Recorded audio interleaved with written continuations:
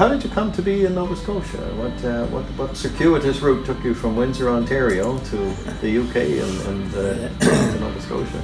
Well, I was born and bred in Ontario. I lived in Montreal, Toronto and Windsor before going to England, where I joined the British Merchant Navy as an engineer apprentice.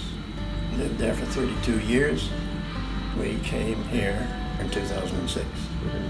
I've been involved in the hobby since 1983. In Britain? Yeah. Yes, in the so you were involved with the NMRA in Britain. Yeah, very heavily. Yeah. I became the very first master model railroader in the UK, and that was in 1995. So quite a milestone. Yes, we're going to see what that has provided you with here, the skills here shortly, I guess, or we're already, I guess. It's a wonderful program, the achievement program.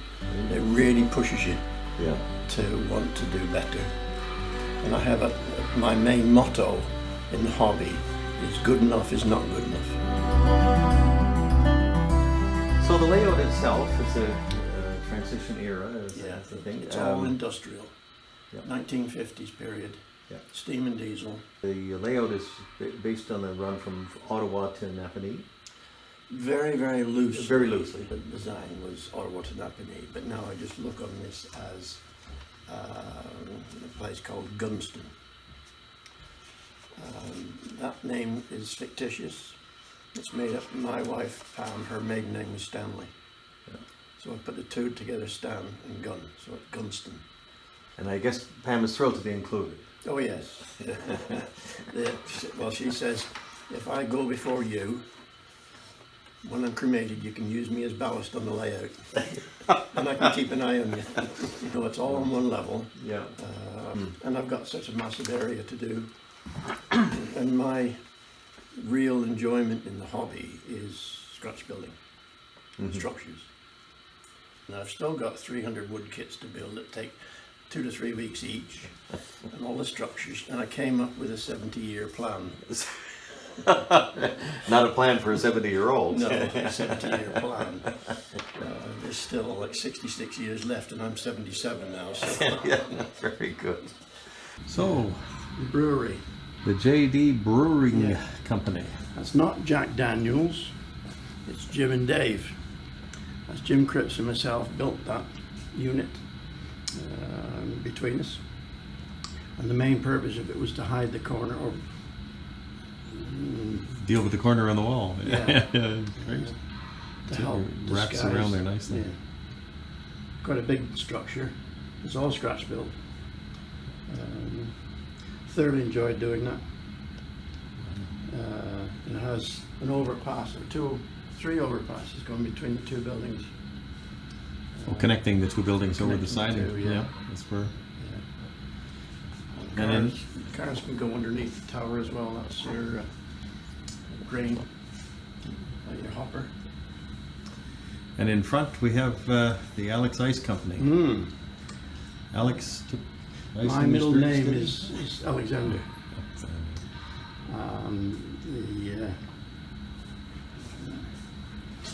Canada's favourite ice cream, established 1943. That's when I was born. Oh, perfect. And the Gunston 2742 that's our phone number here. Again, fully scratch built. We need lots of reefers icing up to service the rest of the layout. And I quite enjoyed building that and the platform to go with it. We have Gunston fruit packers with reefers loading up from local farmers produce. So the natural progression from the ice house to the fruit packers, loading up for shipping around to wherever. In the background you got G. Mackay Hardware. That was built after George Mackay, who owned Home Hardware here in Tallamadouche, who passed away about 10 years ago. And I just built that in his name, his honor. The station is a replica of Stratford, Ontario, done from archival photographs and photographs sent to me by a fellow model railroader in Stratford. Thoroughly enjoyed building that. And an interesting part of it, the platform is concrete, made with concrete. Oh.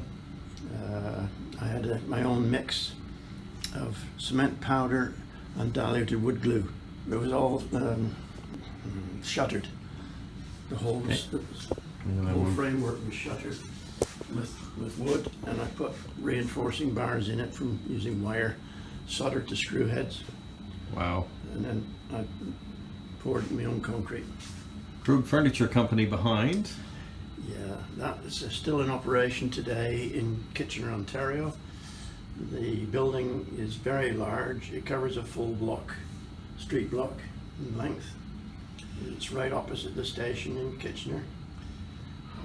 And I spent many a time standing on the platform at the station taking photographs from various angles.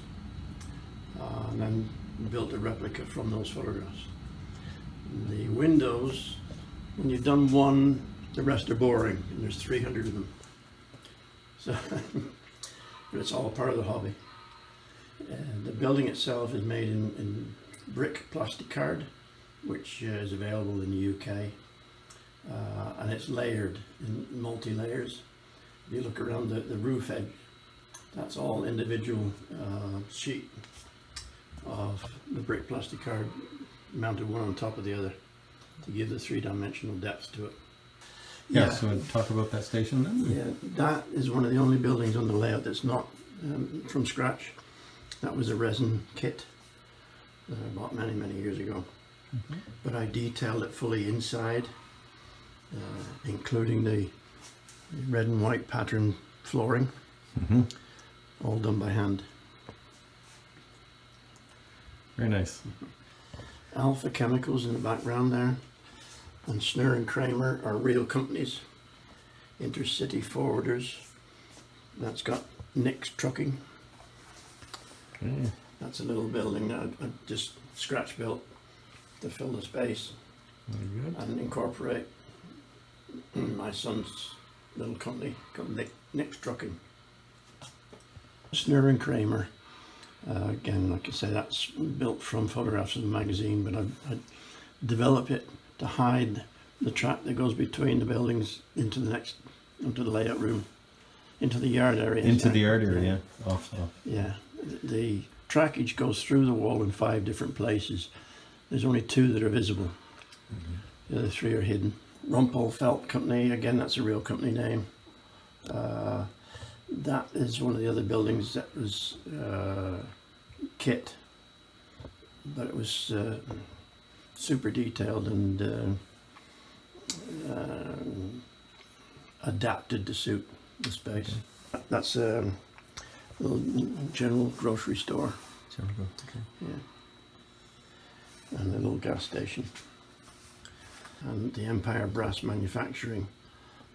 Both of those were built in the UK to suit the layout back there, and I adapted them to fit this layout here. Both real names. TNS Wynn. A good friend of mine is Terry Wynn. We store anything and ship everywhere, so it's just a general warehousing. Canadian National Railway's Gunston Freight House, and it's a transfer from road to rail and vice versa. There's 2 tracks with railway sidings on it, can feed the roadside, and 8 doorways on the opposite side for truck traffic, and a long platform that will also be supplied by trucks. And then Newlands. All right, here we go. Again, this is to help to hide a corner on the wall. And the building draws you to the building, not the wall. And that's totally scratch built, including the paneling in the windows, the colouring, and I have photographs of the real building. It looks very similar to it. They whitewashed the windows to stop the glare from the sun coming through.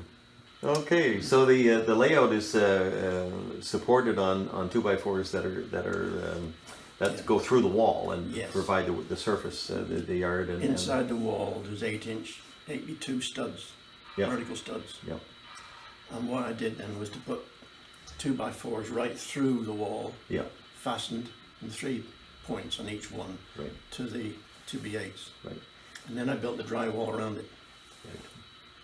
And then underneath the layout, then there is a diagonal bracing Yeah, on the that layout. leaves the floor clear. Yep. Yeah, very nice. Yeah, the fascia panels are all removable, self-supporting. Sections are all divided into individual units on pull-out shelves. So all the electrics are on top. You don't have to climb underneath to do any work at all. Marvelous. I'm getting too old for that. Yes, me too. I hear you. And on the fascia is a replica of the track plan. Right. And it On each section. On each section. Yes. And you have push buttons that can operate the throw bars on the points with bi-colored LEDs. You can check your route before you start moving your train to make sure it's green all the way through. If you have to change, for example, you want to come up onto this white line, then you find where it's blocked is red and press the button next to it. That changes that LED to green, the other two to red, and throws the point motor to match the track. So the controlling system, DCC? DCC from a company called Easy DCC from Texas. Okay. And the main idea for that one is it's wireless. There's a wireless transmitter on the yard side of the layout, and I can operate anywhere I want, hands-free. Okay. And you have a couple of fixed control points and On the a yard couple of side, wireless. yeah, on the yard side there's 2 fixed controllers. Yeah. And then on the layout side I have 2 mobile units, but you can also connect your phone to it and use that as a controller. Oh, a smartphone. Yeah. Wow. Okay. So David, what does the future hold here for Gunston? Well, we're just trying to finish off now building the stock pens for the cattle. We've got 200 HO scale cows to paint, 100 pigs and 100 sheep. And then the actual pens were going to be laser cut by Jim.